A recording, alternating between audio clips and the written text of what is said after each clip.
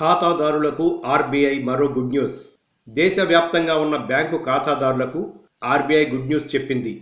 అదేమిటంటే ఏటీఎంల నుంచి రోజుకు 4,500 రూపాయల నగదు విత్డ్రా పరిమితిని 10,000 రూపాయల వరకు పెంచింది. అంతేకాదండి, కరెంటు ఖాతా నుంచి వారానికి 50,000 రూపాయల విత్డ్రా పరిమితిని 1,00,000 రూపాయల వరకు పెంచే దిశగా ఆర్బీఐ నిర్ణయం తీసుకోబోతోంది. మొదట్లో 2,000 రూపాయల విత్డ్రా పరిమితిని పెట్టిన ఆర్బీఐ ఆ తరువాత 4,500 రూపాయల విత్డ్రాకి అనుమతి ఇచ్చింది. అయితే ఈ నిర్ణయంపై సర్వత్రా నిరసనలు వస్తుండటంతో రోజుకు 10,000 రూపాయల విత్డ్రాకు నిర్ణయం తీసుకుందని పలువురు భావిస్తున్నారు.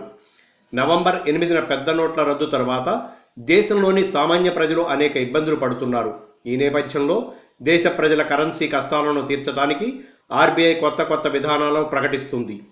ఈ 10,000 రూపాయల విత్డ్రా పరిమితి ద్వారా అయినా ప్రజల కష్టాలు ఇకనైనా తీరతాయో వేచి చూడాలి. Like and subscribe Eagle Media Works.